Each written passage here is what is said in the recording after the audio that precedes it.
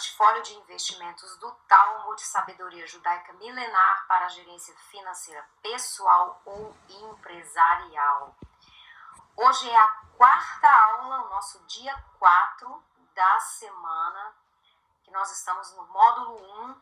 Aqui a gente só fala do conceito e da criação pessoal de cada um do seu portfólio, quer dizer, vai montar até o dia 5 a base da sua estratégia, das suas metas, para você implementar, literalmente colocar a mão no bolso e investir a partir do módulo 2. Então hoje vamos falar de terras e reservas, mas antes disso, vamos recapitular e ver a avaliação da aula 3. Vamos lá, eu recebi 7 avaliações. O que mais impactou os alunos da aula 3 é que o seu talento é o seu dom e é isso que gera a sua riqueza. Uma outra pessoa escreveu: eu sou o meu maior negócio. É exatamente isso. Seria melhor aumentar a carga horária para 1h30. A gente falou sobre isso também na aula 3,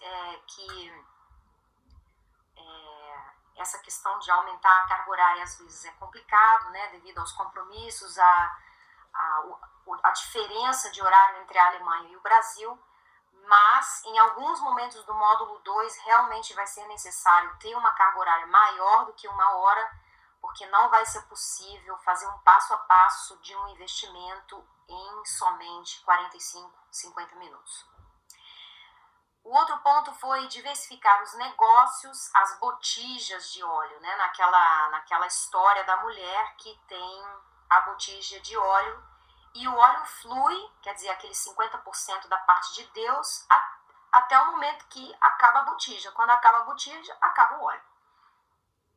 Investir cada vez mais no seu talento, ou seja, potencializar naquilo que você já é bom, ter mais botijas para gerar mais riqueza. A gente vai falar sobre isso hoje também. Hoje vão ser mais outras 2 botijas, vamos dizer assim, terras e reservas.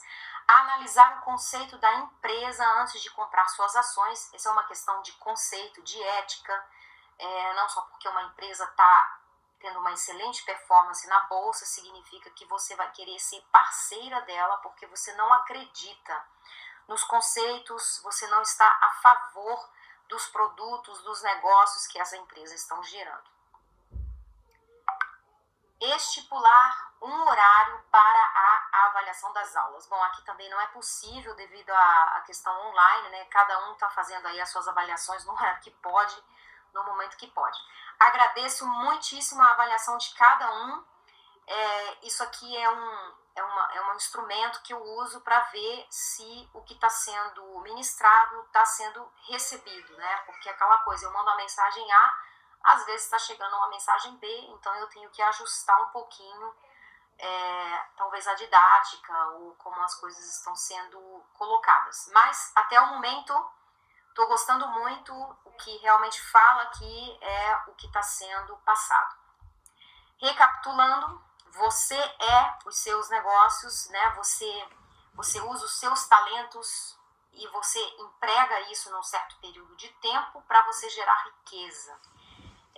Essa definição de que negócio é uma padaria, um restaurante, uma loteca, ela é muito limitada, porque na verdade você pode ter negócios que também estão fora da sua gestão, que é no caso quando você investe na Bolsa de Valores. A gente falou sobre, no capítulo de negócios, sobre isso, onde você é parceiro de empresas, ou seja, você não está ali utilizando o seu dom diretamente, mas você acredita no dom das outras pessoas. O seu dom também pode estar empregado de uma maneira clássica, numa profissão, numa ocupação, e você pode ter isso como mais uma forma de fazer negócio. Então aqui a gente deu o exemplo do médico. Ele é médico na comunidade, ele é médico na clínica, ele tem um canal do YouTube e ele dá palestra. Então ele tem várias botijas, vamos dizer assim, de gerar riqueza ou filantropia, mas o talento dele, a destreza dele, a habilidade dele como cirurgião é uma só. E dentro dessas diferentes formas de se expressar, ele também investe em melhorar as habilidades, os talentos dele, porque o canal do YouTube é uma coisa diferente do que operar literalmente. Bom, qual é o resumo que o Talmud fala sobre negócios? O seu negócio ideal, a sua ocupação ideal, ele deixa tempo para você perseguir seus objetivos espirituais.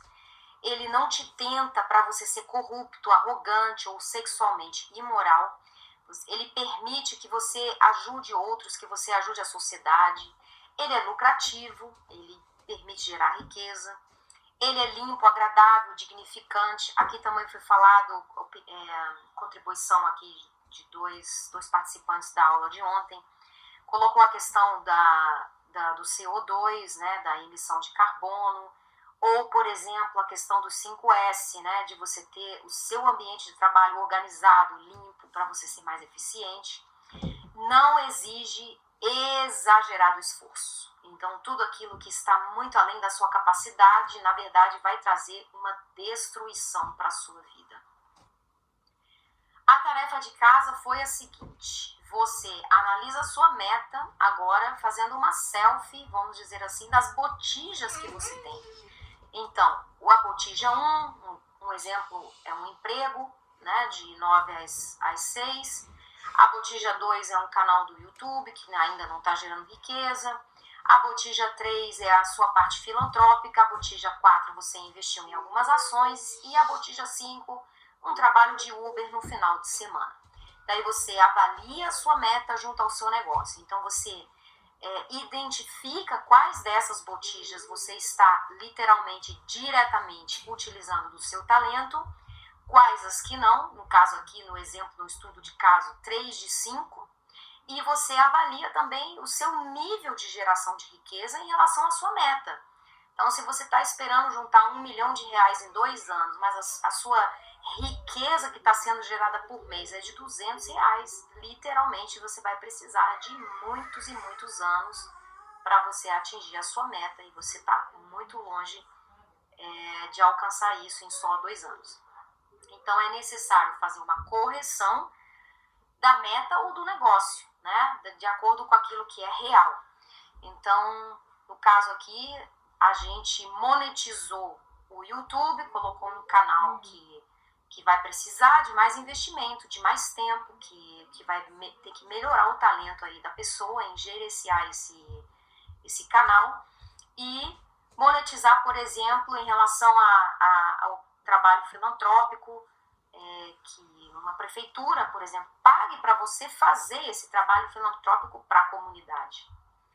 Tudo que é gerado de renda extra, reinvestir e não gastar, e continuar com o trabalho de Uber. Dessa maneira, o nível de geração de riqueza vai ser médio e, consequentemente, tem mais chances de alcançar a meta em menos tempo.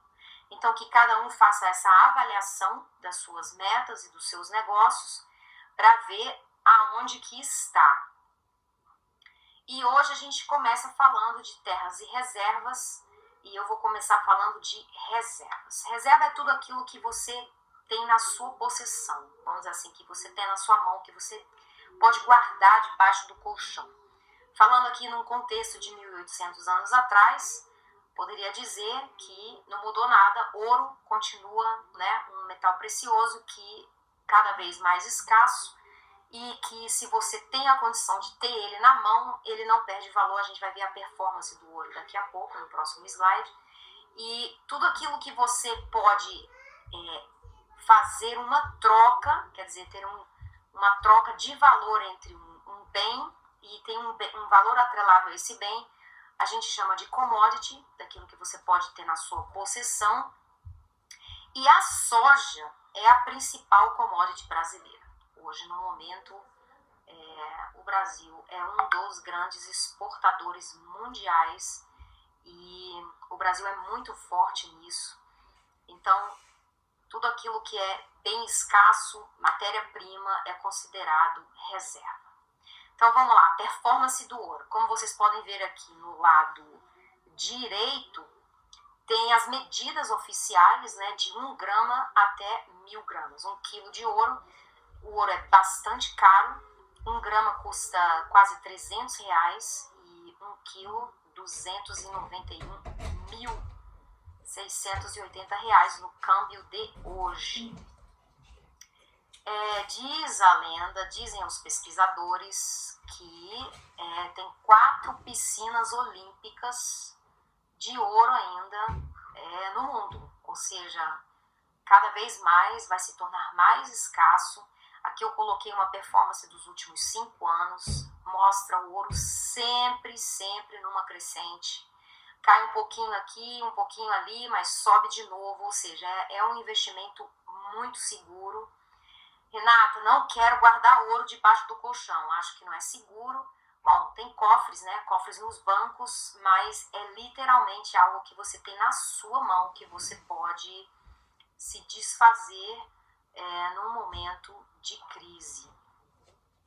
Um outro commodity que não é tão caro, mas que é muito valioso na área digital, na área dos eletrônicos, é a prata. A maioria da produção de joias, de moedas, de eletrônicos, fotografia, tudo isso precisa de ter prata. Tem uma performance também nos últimos 5 anos muito boa, não é tão estável, não é tão positiva quanto a do ouro, mas também é um metal seguro de investimento. O barril de petróleo cru não é algo que ninguém vai comprar um barril de petróleo e estocar ali no jardim de casa, né? Não é isso. Aqui, a questão do barril de petróleo, você vai indexar ele como se fosse uma ação. Você vai procurar ativos, né? Ativos de petróleo que você vai investir, mas pela curva aqui, a previsão de 2023 é que continua na crescente. Teve uma crise, olha, até a curva ali, ó, afunda com a pandemia, mas subiu rapidinho de novo quando a demanda aumentou. Ou seja, ainda estamos numa crescente em relação ao barril de petróleo. A performance do euro como moeda eu coloquei positivo e negativo. Por quê? Porque aqui não tem como você fazer investimento sem entender do momento que você pode investir. Vocês podem ver pela curva que ele sobe, depois cai, depois ele sobe de novo, depois cai. O efeito montanha-russa. Então você tem que ser um pouquinho mais instruído, né, na bolsa e acompanhar os mercados para você saber exatamente o momento de você comprar, de você investir nesse index que acompanha o valor do euro e quando ele vai ter essa queda, né? E aqui é a performance em relação ao dólar. Já teve assim uma disparidade realmente muito grande do dólar em relação ao euro. Já teve, por exemplo, que você tinha que ter 1,25, 28 dólares para comprar um euro. E esse ano, pela primeira vez, o dólar por alguns dias até passou o euro em alguns centavos, mas depois voltou. O euro continua ainda na frente do dólar, porém essa disparidade que teve no início já foi diminuída. A performance do real, ela está muito ligada, claro, o câmbio está sempre ligado à questão política. Aqui nesse quadro dá para ver, né, a eleição dos presidentes ou uma crise que acontece mundial. A pandemia também está aqui, ou um impeachment de um presidente, muitas telenovelas que o Brasil tem.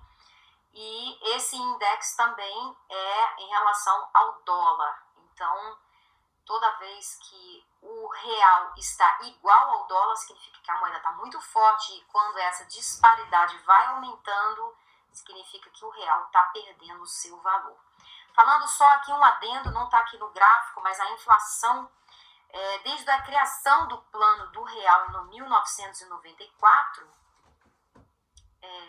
o real já perdeu metade do seu valor. Ou seja, se você comprava antes, eu vou colocar aqui um exemplo, um celular que custava R$100, isso em 1994. Hoje, os mesmos R$100 compram só metade desse celular. Isso vamos dizer assim, o desconto da inflação acumulada. Porém, ainda é uma situação excelente em relação ao que a gente vivia com a hiperinflação. Para quem é mais das antigas, sabe do que eu estou falando. Os supermercados, eles colocavam aquela etiquetinha do preço, todo dia eles trocavam, né? Os funcionários do mercado vinham com aquela máquina e tchac, tchac, tchac, tchac, colocando o preço nos produtos. Todo dia aumentava um pouquinho, quando era a época da inflação. Vamos falar agora do boi gordo. Eu coloquei positivo e negativo, eu avalio como um investimento também muito estável, muito positivo. Pode ver pela curva. A questão aqui da arroba do boi, quer dizer, 15 quilos do boi, é que está sempre subindo. Porém, é um tipo de negócio que tem seus riscos e tem as suas especificações. Por exemplo, é um animal, né? Um animal vivo, quer dizer, você tem que ter espaço, ele é passível de doenças, de ataques, de roubos. Não é assim, né, uma barrinha de ouro que você põe debaixo do travesseiro. Eu tenho uma experiência ruim para contar sobre esse investimento de boi gordo. Alguns anos atrás, a minha família alugou, vamos dizer assim, a terra, né, de um chacareiro, um fazendeiro. A gente comprou o gado e colocou lá na fazenda dele. E ele era pago pelo leite que dava e alguns bezerros. Tipo assim, a cada 3 bezerros que nascia, um era dele. Tinha um acordo aí. Só que aí o que aconteceu, o dia que eu fui lá visitar o meu gado, né, conhecer o meu gado, porque eu morando aqui na Europa e investindo lá no Brasil, quer dizer, de muito longe, sem entender nada disso, quando eu cheguei lá eu descobri que não tinha mais gado. O fazendeiro entrou numa situação financeira difícil e ele vendeu o meu gado, quer dizer, entregou o gado na dívida. É uma situação complicada porque como é que você vai reivindicar esse investimento, né? Ele também poderia falar que uma cobra passou lá e matou o gado. Então, assim, é um tipo de investimento que, na minha opinião, você tem que estar realmente dentro do negócio, tem que ser a sua fazenda, você tem que estar de olho e colocar o princípio do Talmud, né? Inspecione a terra para você achar o istira, a moeda. Porque é um tipo de negócio que você não pode deixar na mão dos outros. Você tem que estar ali junto, mas eu acho que para quem tem esse estilo de vida, para quem tem a condição de fazer isso, eu acho que é um investimento excelente. Enquete online, vamos lá. A performance da soja está positiva, está negativa? É um bom investimento, sim ou não? Faça aí a sua própria avaliação. O gráfico da direita é a previsão para 2023. Olha aí, a curva está na crescente. Eu tenho uma opinião que a questão alimentar, o Brasil vai ser um dos grandes exportadores de comida para o mundo, porque as guerras na Europa estão trazendo essa crise, né? Eles não têm assim tanta terra, tanto espaço como aqui no Brasil, e no final o Brasil vai sair positivo na balança comercial na questão de exportação. Café, soja, milho, também carne, mas também tem a questão que o presidente Bolsonaro, de acordo com as notícias, ele conseguiu assegurar, por exemplo, fertilizantes que vêm da Ucrânia. Ele fez acordos ali com a Rússia e conseguiu liberar contêineres de fertilizantes. Já chegaram ao Brasil para assegurar que a performance, por exemplo, da soja não seja atingida em relação à guerra agora da Ucrânia.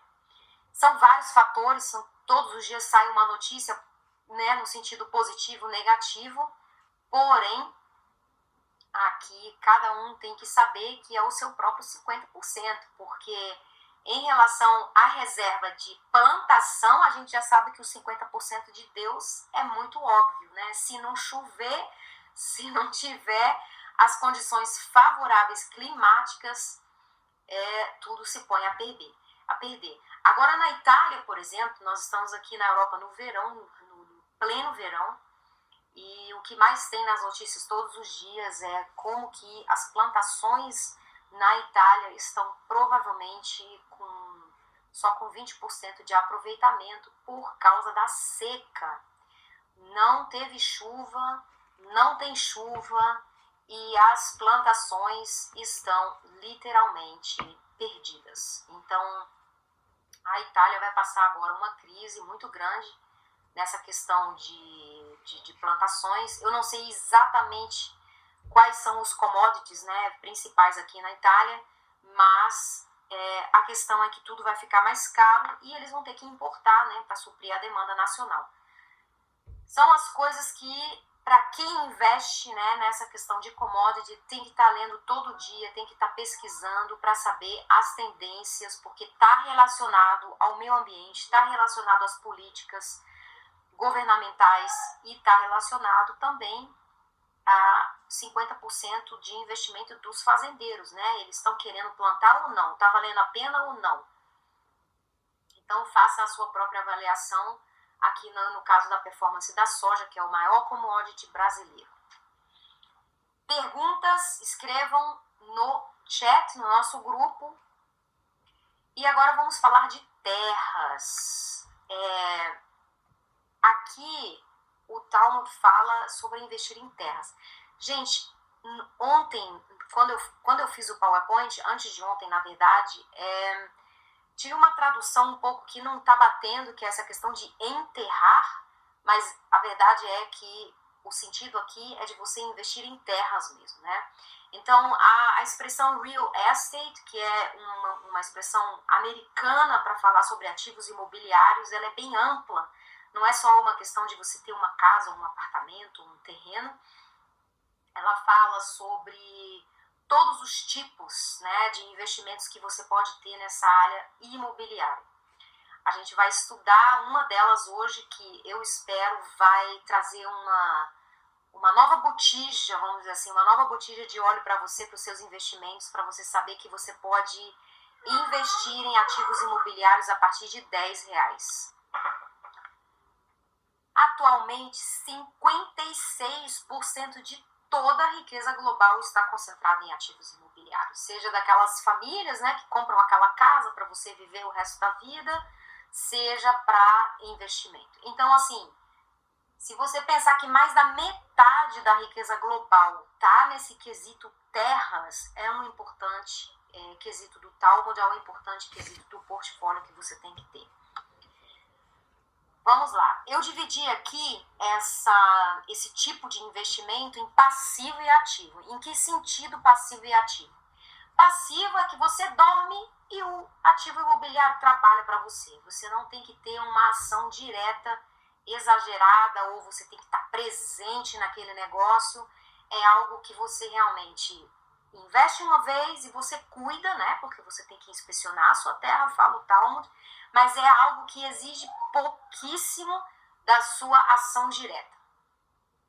Os dois passivos são aluguéis e fundos imobiliários, que é o que eu vou explicar a partir do próximo slide.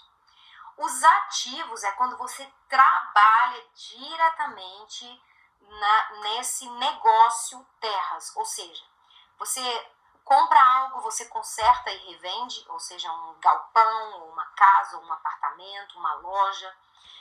Ou você constrói do zero para revender, ou você trabalha em grupos corporativos que constroem larga escala para revenda, ou você representa compradores, ou seja, você é um representante de um comprador para um certo imóvel, ou você representa os vendedores, nesse caso aqui um complexo de apartamentos, você trabalha ali como representante dessas vendas, ou você gerencia propriedades. Eu lembro que agora na minha viagem ao Brasil, né, em em abril, eu percebo assim muito forte isso nas praias brasileiras, né? As pessoas têm casa nas praias, mas elas moram em outras cidades e o que elas fazem? Elas pagam uma pessoa para estar ali constantemente, cuidando do jardim, limpando a casa, arejando, consertando alguma coisa que estraga. E é um grande negócio isso também. Gerência de propriedades é um grande negócio. Desde o síndico de um prédio até também em larga escala.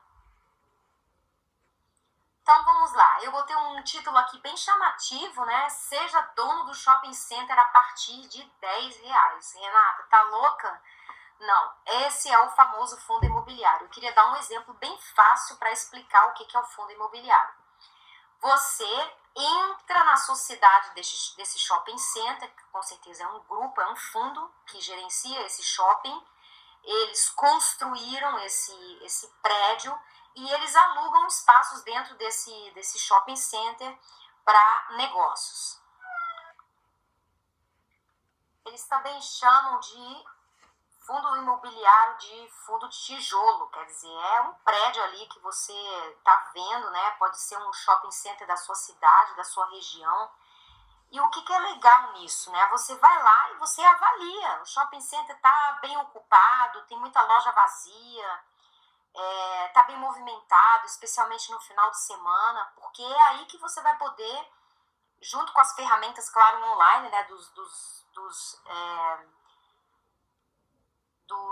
Das avaliações financeiras desse empreendimento, você pode ver, você pode ir lá e falar, não, o shopping aqui está excelente. Por quê? Porque você recebe o aluguel dessas lojas. Esse é o sentido do fundo imobiliário, fundo de tijolo.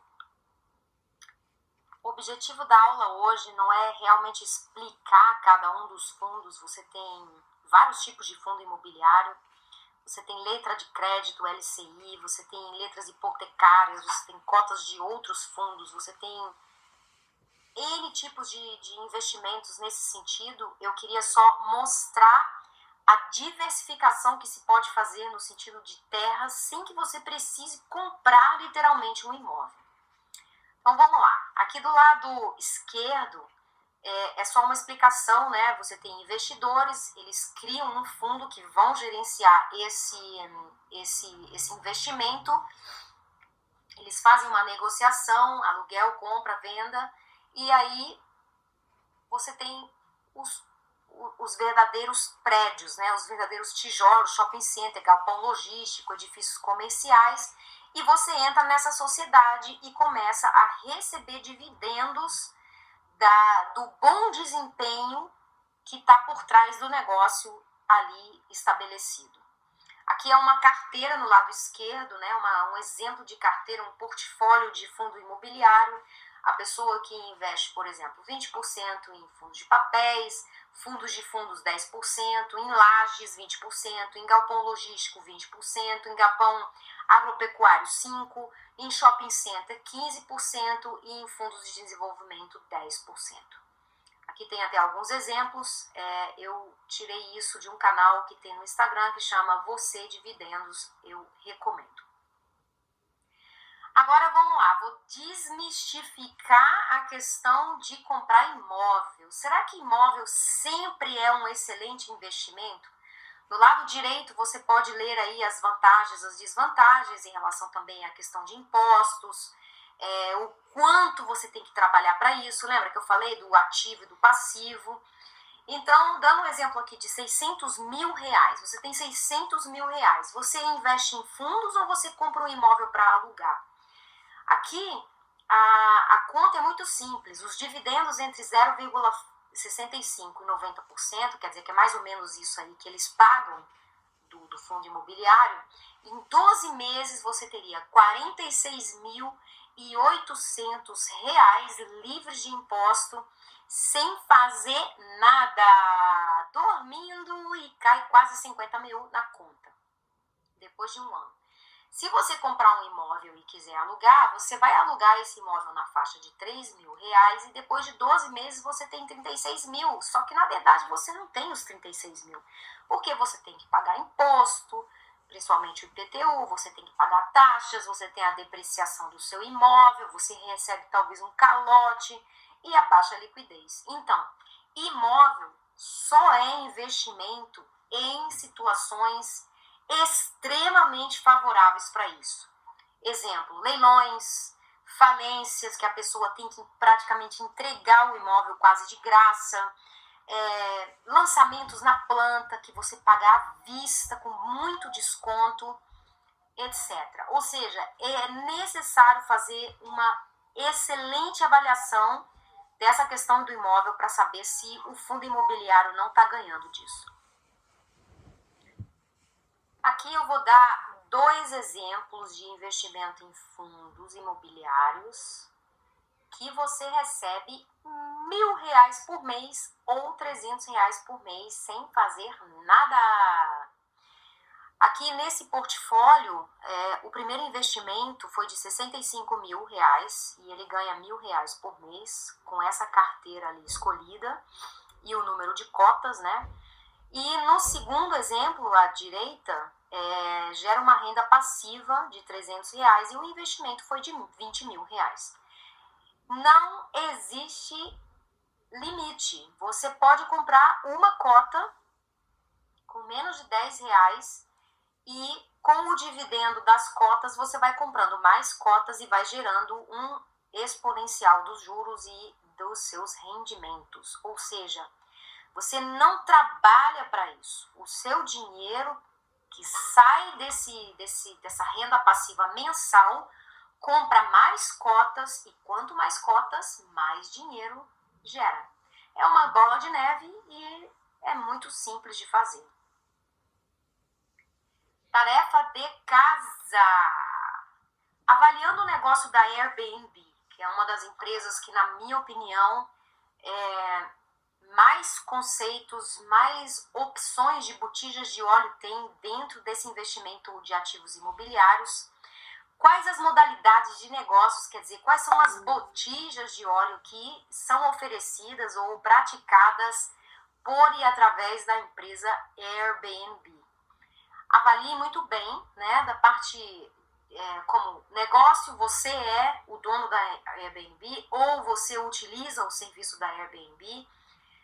Enfim, quantos negócios estão dentro desse negócio de ativo imobiliário em relação à Airbnb, a essa empresa? Tem algumas outras empresas similares, mas eu acho que essa é a maior empresa, mais conhecida, né, de aluguel de curta temporada. A sua opinião é muito bem-vinda, não deixe de opinar sobre essa aula 4 no nossa enquete que está no WhatsApp. E você chegou até aqui e falta muito pouco para terminar. Não desista e te vejo na aula 5, que vai ser na quarta-feira, no dia 17 de agosto. O final é sempre melhor que o começo. Muito obrigada e até a próxima.